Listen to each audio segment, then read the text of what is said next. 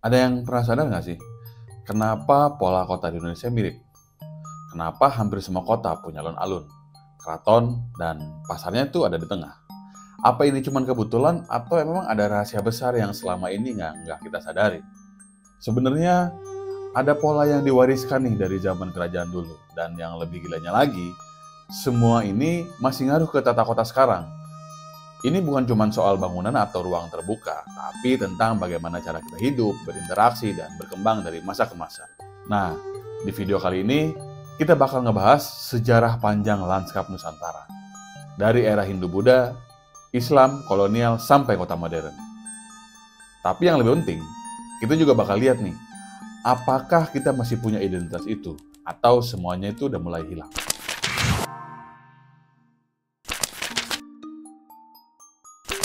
Pernah kepikiran nggak, kenapa kota-kota zaman dulu itu dikelilingi sungai, hutan, atau taman?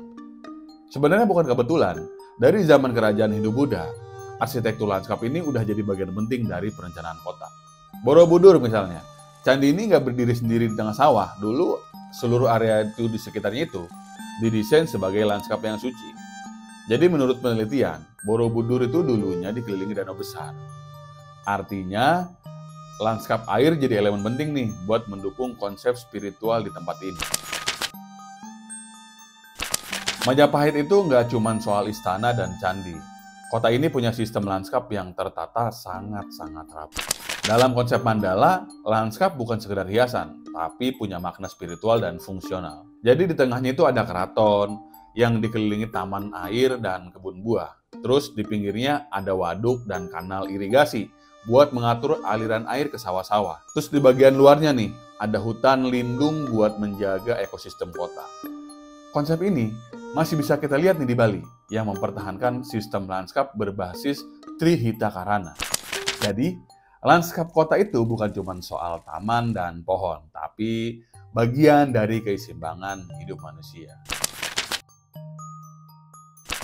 Lanskap Borobudur ini dibangunnya nggak sembarangan loh. Strukturnya terhubung dengan alam di sekitarnya. Dulu ada hutan dan danau di sekitar Borobudur, menciptakan lanskap suci yang harmonis. Gunung di kejauhan jadi latar belakang candi, mencerminkan konsep kosmologi Hindu-Buddha. Terus jalan-jalan yang mengarah ke Borobudur disusun sebagai perjalanan spiritualnya. Bayangin lu jalan ke Borobudur di abad ke-9. Lu nggak langsung lihat candinya, tapi harus melewati hutan dan tamannya tuh lebih dulu tuh, pasti ditemuin di awal.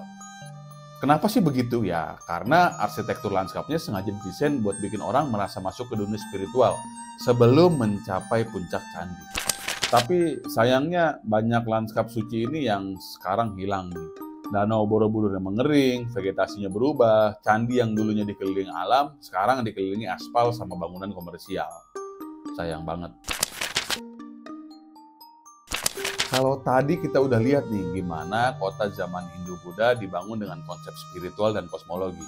Tapi pas Islam masuk ke Nusantara, ya lanskap kotanya juga ikutan berubah. Kalau dulu pusat kotanya itu ada di keraton dan candi. Kalau sekarang pusat kotanya ada di keraton, masjid, dan alun-alun.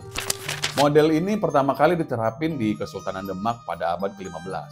Terus diadopsi Kesultanan Mataram di Cirebon. Terus ya yang lainnya juga ngikutin. Dan kalau lo perhatiin, pola ini hampir sama di semua kota-kota di kerajaan Islam. Setting keraton di tengah, jadi fungsinya ini sebagai pusat pemerintahan dan raja. Terus ada masjid di samping keraton, ini simbol spiritual dan kekuatan Islam. Terus ada alun-alun di depan keraton, biasanya tempat rakyat berkumpul dan berkegiatan masyarakatnya. Nah, yang lebih menarik, alun-alun ini bukan sekedar lapangan kosong. Kalau lo bayangin, dulu itu alun-alun adalah pusat kehidupan kota. Di sini raja menggelar sidang kerajaan, terus pasukan keraton juga latihan perangnya tuh di sini. Terus di alun-alun juga ada pasar rakyat, tempat berdagang dan masyarakat itu buat berinteraksi sosial. Jadi alun-alun ya bukan cuma ruang terbuka biasa, ini adalah pusat kekuasaan. Kalau di siang hari, alun-alunnya jadi tempat rakyat buat bertemu sama rajanya. Kalau malam hari ya kadang-kadang ada pertunjukan wayang atau latihan prajurit dan sebagainya. Terus di hari-hari besarnya, di sini nih diadain upacara kerajaan atau ada gerbek gitu apa misalkan ya. Kan banyak kegiatan-kegiatan zaman dulu yang masih bisa kita lihat sampai hari ini. Di Di Kesultanan Yogyakarta sampai sekarang nih masih ada nih tradisi Grebeg Maulud, di mana raja membagikan gunungan makanan ke masyarakat yang ada di sekitar alun-alun. Tapi ada satu elemen penting di alun-alun yang sering orang lewatin nih, yaitu pohon beringin. Jadi pohon ini nih bukan sekedar dekorasi, ini punya makna simbolis dalam arsitektur lanskap Nusantara. Pohon beringin melambangkan keseimbangan dan perlindungan, terus ditanamnya itu di tengah alun-alun sebagai poros simbolik kota. Nah, di bawahnya biasanya buat orang berteduh, berkumpul, dan bikin semacam kegiatan ya untuk sosial-sosial. Kita udah lihat gimana alun-alun dan keraton jadi pusat kota di era Islam.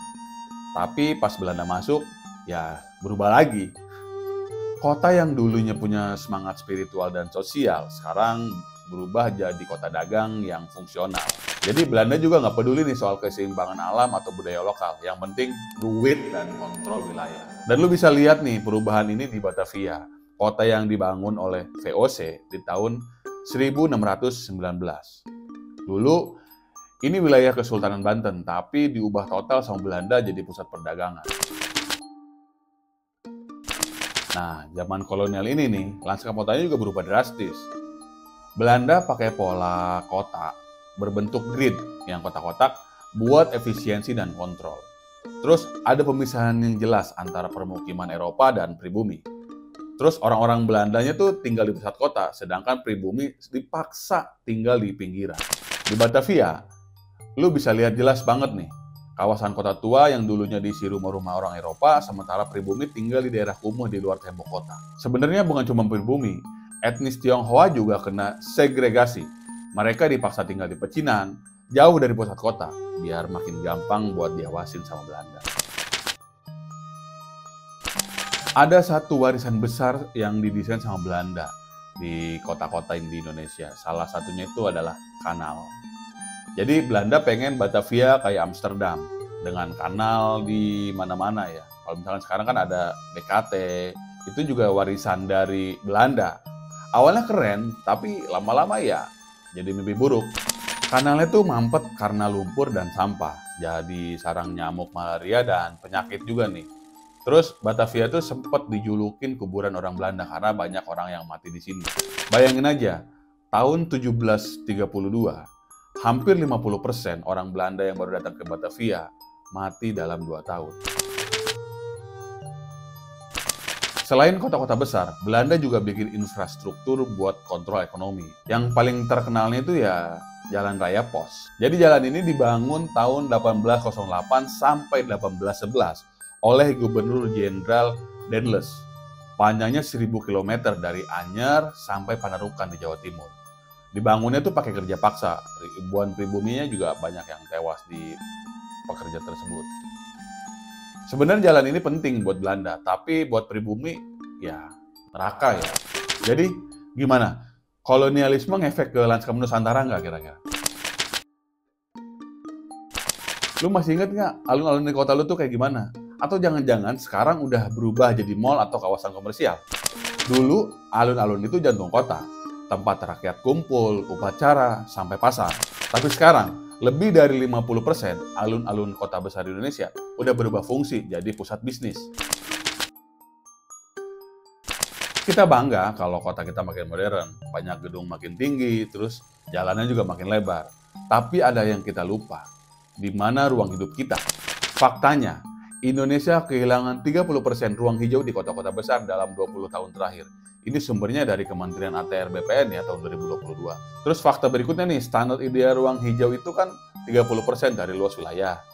Tapi kalau kayak kota Jakarta aja, itu cuma punya 9,8%.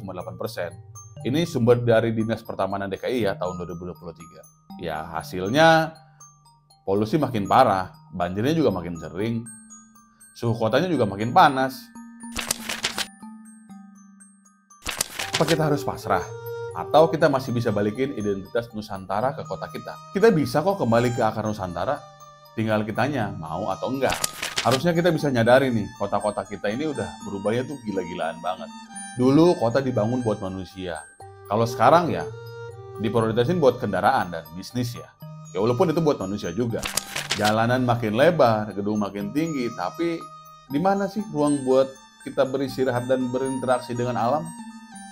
Apalagi kalau kita ngomongin identitas Nusantara, ada di sebelah mana?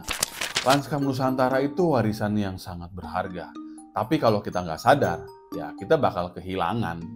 Di episode selanjutnya kita bakal bahas satu ikon kota yang dulunya sakral. Tapi ya sekarang mulai terlupakan. Alun-alun bukan sekedar lapangan kosong, tapi kenapa banyak yang udah berubah nih sekarang ini? Siapa sih yang berani ngubah ini semua dan apakah kita masih bisa menyelamatkan sisa-sisa sejarah ini? Jangan sampai kelewatan. Tunggu di episode selanjutnya. See you.